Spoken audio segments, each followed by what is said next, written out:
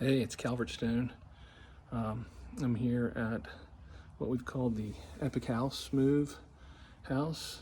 It's now at 418 Holly Street, Grand Canyon, Louisiana, formerly at 301 Martha Street, Mansfield, Louisiana.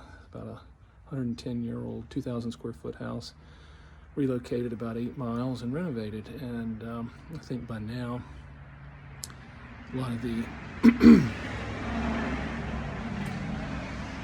after sort of the artsy after video has been viewed, and so we got a lot more construction pictures and before pictures coming, and I'm just going to kind of do a little quick walkthrough and talk about some of the stuff that we did and some of the features here. So scratch my nose and take a look.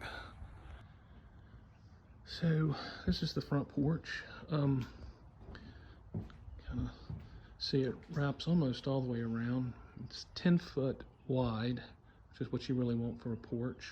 A lot of porches nowadays are 6 feet. So what's kind of interesting is that the height is only 8 feet. So it's really squatty.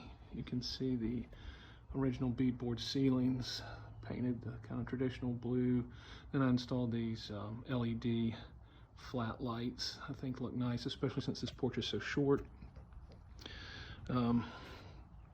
There were hanging out here, not totally original, but here they are, right there. And then flanking the front door, there were some lamps, electric lamps, I think probably from the 50s, that we took down and restored, and they're inside now. But I didn't think they looked good on this really short porch, but it's really nice. All right, so this is the original front door. Did a little work on it. It's doing good. This front room, I guess, is like a parlor. I don't know what people were doing back then, but you can see that light right there is a Lucas McKernan light. Lucas McKernan's Baton Rouge on sale. I thought it was great. Sort of, it looks sort of classic, sort of deco. You can't really tell. Is it modern? Is it old? And they're coordinating lights in the kitchen. But everybody loves the floor in here. This is heart pine throughout the house, original floors. This inlay was pretty common, I think, around the turn of the century. Victorian houses, you see it a lot. You see a lot more fine detail than this. This is pretty unremarkable compared to some finer houses, but it's very, very nice. And we're working on some curtains over there. I'll just point out some of the construction stuff. You can see a little patch job right here. This whole wall was fine when I bought the house. It didn't look like it had any damage, but what we found out was that there had been a bad leak there for, I don't know what period of time. It had been repaired a couple of times. And so this whole wall was rotten down into there. This house originally was surrounded by 100-year-old pine trees, and pine straw was constantly stacking up and getting super thick. And so that's what happened. It held water. This is on the sort of the north side of the little turret that you'll see on the outside. And so anyway, this had been kind of repaired over a couple of times poorly, and we scavenged out of some closets some of the other the wood and did a pretty good job matching it, I think. You can't really tell a whole lot, but that's okay, even if you can. So, I don't know what you do with this room. Over here, you'll see this set of doors. The original doors that were in this house were removed. They were gone by the time I got here. There was a set here and a set here, okay? And all that was left when I bought the house was the little brass throw bolt receiver, I guess is what you might call that. Well, long story short, I was able to get a picture from Lindy Lord, who lived in this house in the 70s, and found enough in that picture to let me know the doors look like this. That was about all you saw in the picture. Just so happens I was looking on Facebook, I think, and found this set of doors for sale. I did some measurements and said, I think they'll work. I bought them from a guy over in near Minden, Louisiana, and my brother picked them up and brought them over here. And we did have to do a little furring out and a little trim work because they didn't fit exactly right, but they look awesome. And then make this room over here have the ability to be a real bedroom, which is what this room is. You know, the ceilings are 12 feet throughout the house, which again is kind of weird that the front porch is only 8 feet, but it's kind of a funny little architectural local thing that happened. So the plan is you'll put a curtain across that door, and then this will be a private room. There's a small closet in here with a cabinet in it, and you can see that seam.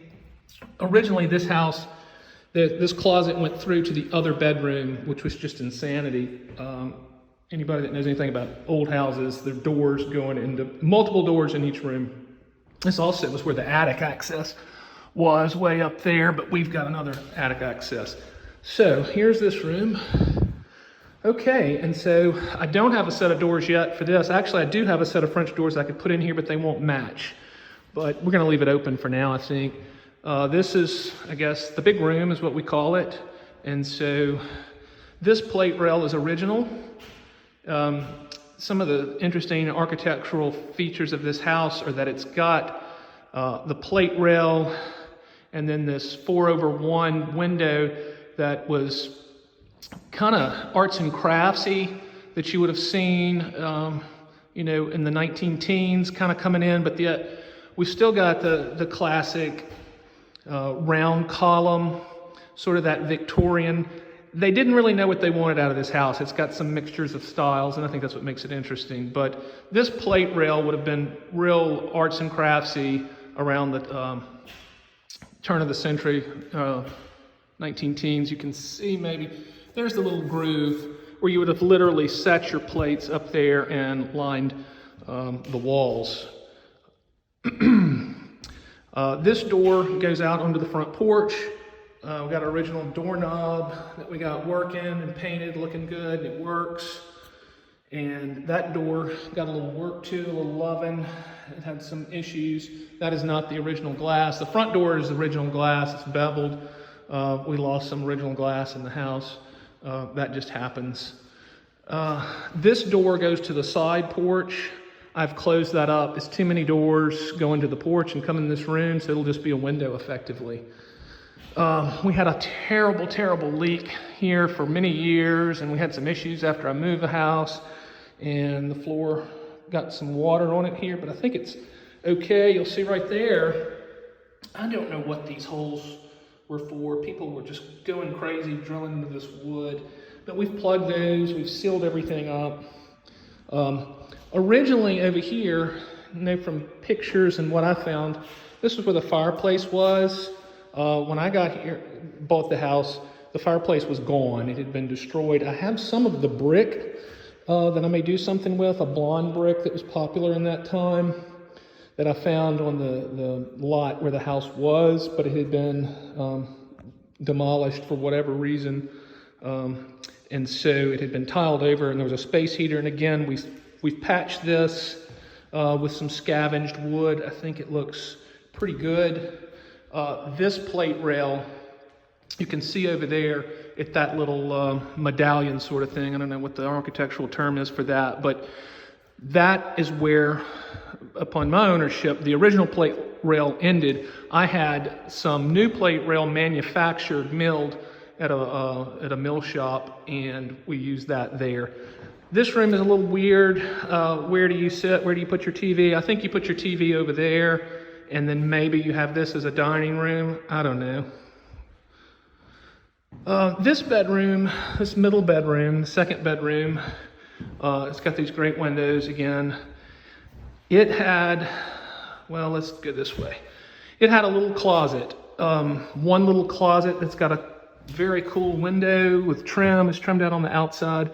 And that was the intent, was for this to be the closet. And then I noticed one day that there was a little round metal plate on the floor, and I realized that this used to be a little half bath, and I got to thinking, wow, let's make it into a half bath. And so that medicine chest came from the Habitat Restore for about $8. It's real oak. Got a little tiny sink. Now the light fixture. This was the original dangling style light fixture on the front porch that we took down. I had restored over at Goodwood Hardware. They restored the actual light part, which you see has got some real brass, super cool. And we'll see the other one, but they were way too long for that short porch. But they're real wrought iron. There's some real brass. I don't know how old they are. Not 19 teens, maybe the 50s or the 60s, but super cool. And then there's the potty. And you can see down here, that's where the house got cut, right? And then it came up. And then just so everybody knows, we knew where the cuts were going to be, and a lot of the cuts, this house was cut into 4 pieces. A lot of the cuts were at windows, and so what we did is we took the windows out, all the trim out, stuck it back together, and then stuck those back in to cover up some of that cut. The house mover was good about trying to put all the cuts in places where you couldn't see them. So in this closet or this bathroom, and then there's one kind of prominent I'll show you in a minute. This really cool built-in Craftsman style cabinet was originally in the room that was the dining room of this house that got chopped up at some point and became now what we call the breakfast room. I debated a great deal about leaving it there. That would have been the pure historic thing to do. However, it was really in the way in this small room that we'll see in a minute. And so I made the decision to dismantle it and relocate it. Hats off to Mike, the Supremo carpenter, because this thing it looks like a piece of furniture, but actually it's a bunch of planks of old wood that were nailed together and assembled on site. So he barely got it apart and then reassembled here in this bedroom for more storage, because remember, this was the closet. There was another door over there that went to that other bedroom. Too many doors, closed that off, and then we built the closet, okay? Recycling and relocating the doors, the door trim, and then the cubbies above those doors, you'll see we did a couple of these. I had some old 2-panel doors that we cut down, and one of the panels is used for the door up there, and we matched or relocated the trim to make it look like it has always been here as best as possible. So yeah, there's that thing, so cool. And we'll go over this way. This is what I call the breakfast room, or I don't know, keeping room sort of. So much going on in this little room. I do believe that originally this was the dining room, and this wall here was pushed further back, and at some point they chopped it in half to add bathrooms and just left this little room. The cabinet we just saw was right here. And so I just thought, if we're gonna be able to use this room to eat or have furniture or whatever, it needs to go. So that's what we did. There it is. Okay, excuse me. So what do we have going on in here? Well, we have this counter, which is a hickory slab from Baton Rouge that came out of Oak Hill subdivision. The interesting story about this slab is that another piece, the piece that was above or below it, wound up being used in the Property Brothers New Orleans renovation. If you want to go check that out. The brackets, the big iron brackets, came from another house that I have right behind this house that was moved from Mansfield also. They were original to that house and had been removed and were in the attic or somewhere. So that's what those are. Really cool, iron, solid, all American, all that great stuff. And so, yeah, sit up here and eat your breakfast or whatever. And, you know, everybody likes to watch TV. So put a TV in here. I probably can't do this while I'm making this film, but yeah, it pulls out. You see it's on a an arm so that this room you can do whatever. So there that is. Or, you know, we don't have a TV. All right, so this is the side porch. Again, you see these sort of craftsman influences on the doors here. This house was in a curve before, and so for I think a lot of people from Mansfield that remember the house, this was kind of the front. This is what you always saw because the Welch Street would have sort of dead end this way. But this is this cool little side porch. There's the big room again. And swing, and again, this super low ceiling. Oh, the swing's a dumpster dive, of course. Still working on getting this landscaping out here. Got some junk going on over there, tractors and stuff. We're gonna get all that cleaned up next phase. All right, back in here. Okay, now we're in the kitchen. Basically, we gutted the kitchen. Originally, over here, a modern, quote-unquote, modern laundry room had been added, I guess, probably in the late 70s. And so that was where the water heater and the washer and the dryer was. And so we gutted, pulled up all the layers of flooring. This flooring, I don't know if you can tell, but it's different than the rest of the flooring. There was an addition that probably included this kitchen at some point in time. I think the house was built around 1910, maybe 1920 or something. This kitchen and some other stuff got added on. So this is not the same, but it is old and it's really cool, and it's damaged and stuff, but it's sealed up good. Great job refinishing. For those of you that are counting, that's Fantasy Brown granite. It's got a leather finish, which was my mom's idea. So she thought the the shiny polish finish looked too modern. This looked old, so we got the leather finish. I think it was on sale too, maybe. Anyway, all right. So notice the beadboard backsplash. That was original to the house. Over here again. Before this laundry, the original house, I know from talking to the owners and from what I can see from demolition, over there was a banquette sort of thing, maybe breakfast nook that had this. So we salvaged this out and used it for the backsplash, and you'll see it in the bathrooms too. These are all new custom cabinets that go all the way to the ceiling. The footprint of this kitchen is pretty small, but it feels big because we got these awesome windows. Again, there's Lucas McKernan lights. Huge windows. You can see here, we left this exposed. This is the original exterior siding. So this room got added on. And when we started demo to do this, it was some original awful brown color. But that's that. We got some new appliances in here. This is a great china cabinet. It came from the Habitat Restore. I got some pictures that we'll post what it looked like before. It had some feet. It was real colonialized reproduction. Everybody's grandmother had one of these in the 60s. And so I did some things to make it less fancy looking. I got it for like $100. I did use the original hinges because I liked those sort of butterfly hinges. I thought they were cool. I liked it's got a little beadboard backing that we did. So I thought that looked cool. Let's see. And originally there was a door right here. I know that. I found a picture somebody sent me that went, but it was not here when I got here. So got these windows, got this junk. This would have been, again, kind of where the laundry room was, and now it's a pantry.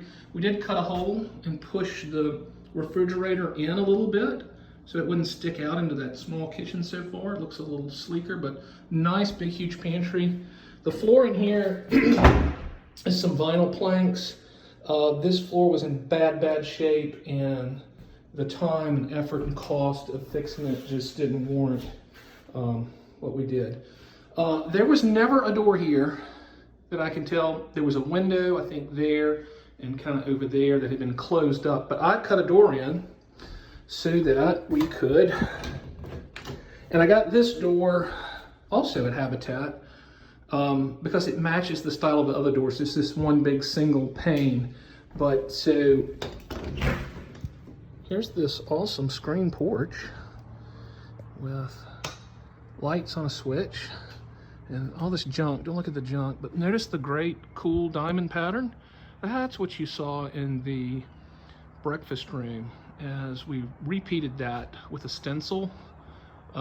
Hats off to Mike for doing that, because I mean it took a while, but it's an exact replica of this cool pattern via paint on the wall. So this back porch is just awesome. Love it. Beadboard ceiling. We got this fan. Floors are all original. There were some holes over here because at one time I think this was the laundry room. People had their laundry outside, right? So again, the junk. Don't look at the junk. That's the original door of the screen porch. The original door here was gone. By the time I got here, it was a cheap metal door. I found this, it's a real narrow doorway. I found this one again at the Habitat Restore. Go Habitat. So this would be the master bedroom, which was originally, I believe, 20 by 20. Huge room. We have a lesson about cutting the house. Here's this big seam. Not my favorite, but it's what had to be done. And so look how straight it is. House movers really know what they're doing. Got a little bit of a glare here, but the cut would have gone right up in there. Again, we popped this whole window unit trim inside and outside out, cut it, put the baseboard back, put the window, put the trim back, re-sheet rocked, and hopefully there'll be a bed there and you won't be able to see much. The way this thing was laid out was so crazy.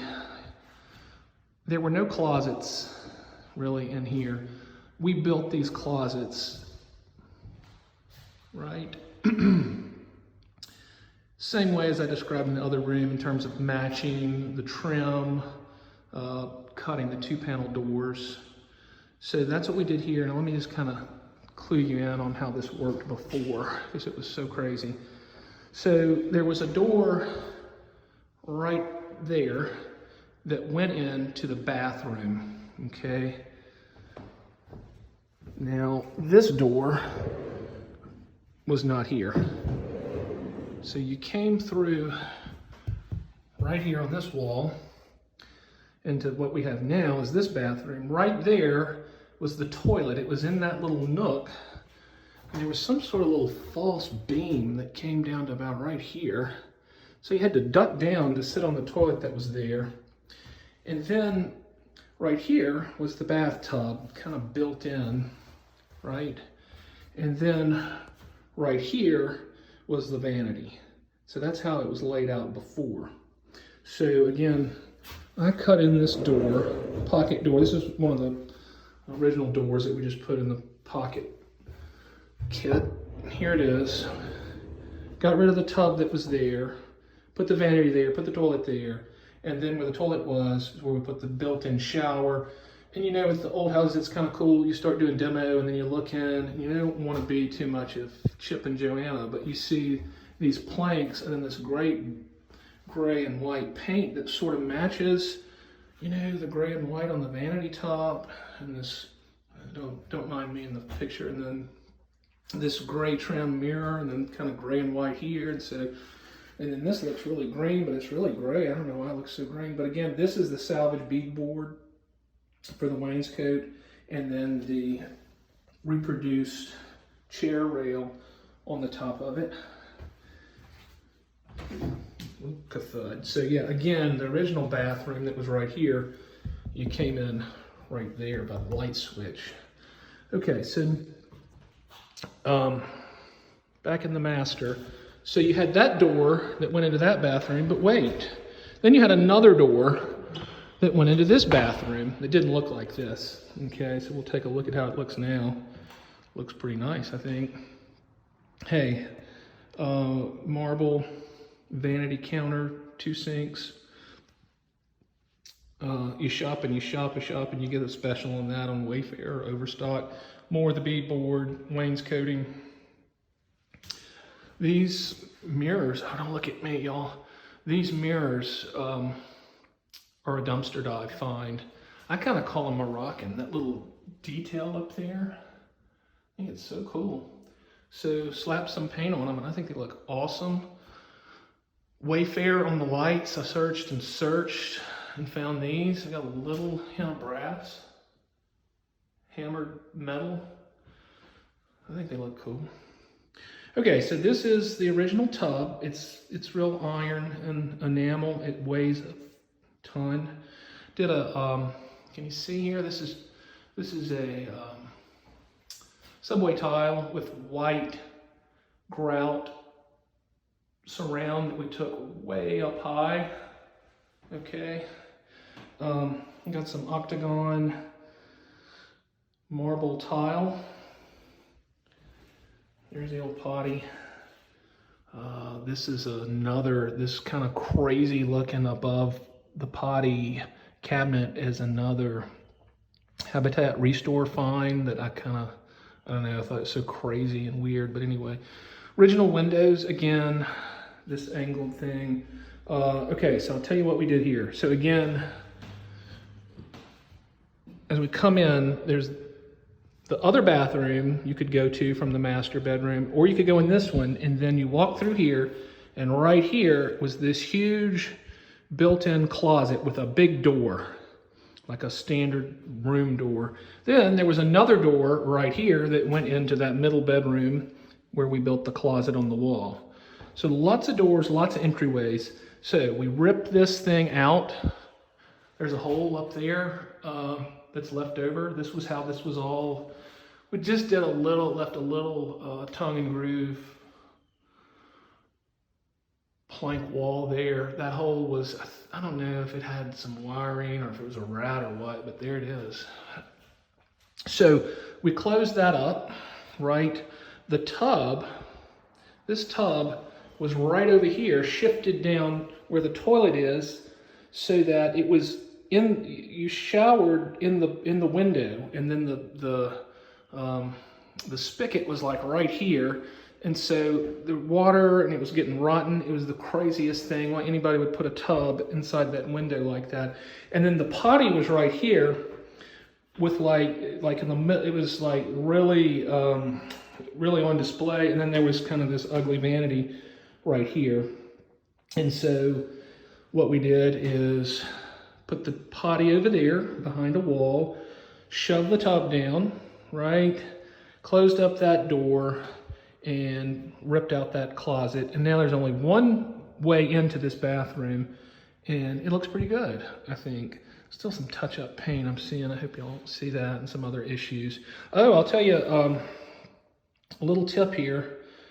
So you find this octagon marble tile on Wayfair or Overstock or wherever, and it's so cheap, and so you buy it and you hold on to it for years because you think you've made such a sweet deal. Well, you don't really know anything because you're a big idiot. And when it's time to install, you discover something. The part that I knew was with marble tile, soft natural stone, you want to always use non-sanded grout because the marble is so soft. If you use grout that's got sand in it, it will scratch it and abrade it very severely. So you're supposed to use non-sanded grout. Well, non-sanded grout is only recommended when the space between the tiles is a certain distance, super thin. And that's because the grout gives the tile installation strength.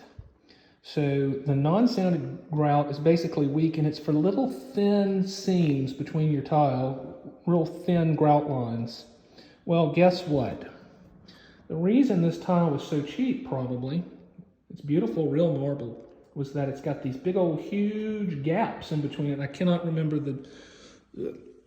the thickness or the dimension, but it's too wide for non-sanded grout. So what did we do? After talking to a million different people and reading, I decided to use sanded grout, abrade the tile, and then polish it as best we can. So it looks okay. It's a little dull. We could spend more hours and dollars on polishing, et cetera, et cetera, et cetera. But I'm kind of done at this point, and it does look good still. This video from my phone probably doesn't do it justice, but it does look nice. So there's a little tip on that. Got some original doorknobs. They don't all match, but they're all functioning. I saw that with the pocket door. This was the closet. This room was the closet for the master bedroom. And so it's just this weird space. Again, there's that other light that was originally on the front porch. Sort of restored, real brass, everything. It's really cool. So this room was the closet. These are the original doors. I took those down. I thought they were really cool. What are they, 5 panel, 5 panel, yeah. Little cute 5 panel doors. Took them down and had them stripped and left them raw. So now this is the laundry room. And for those of you watching, the door, it's got a light switch thing. Okay, so when you open the door, the light comes on. You can see some of the original stuff. Oh, what's that? That's the thermostat for the tankless water heater. We took that water heater out of the kitchen to put in that fridge and all that frou-frou stuff, and got rid of the water heater that was in there, taking up space, and got a big, nice Rheem tankless that's mounted on the outside, and you can control the temperature there. You never run out of hot water, and you save electricity. That's what they say. You can see that was where we had a bar in here for clothes. Just left that for perspective. Up here, this house had never had central air and heat. So there's your return air, new attic access. So you go up there, and that's how, and then you gotta, once you get up there, if I were to open that, then you gotta get on a little step ladder and go up one more to get into the actual attic. This little cubby that you see up there that we sort of mimicked is original. That was here when I bought it, and that's what's above this bathroom. And so now we're back in the old breakfast room. That's it. Thanks for sharing, or for watching me share. Bye-bye.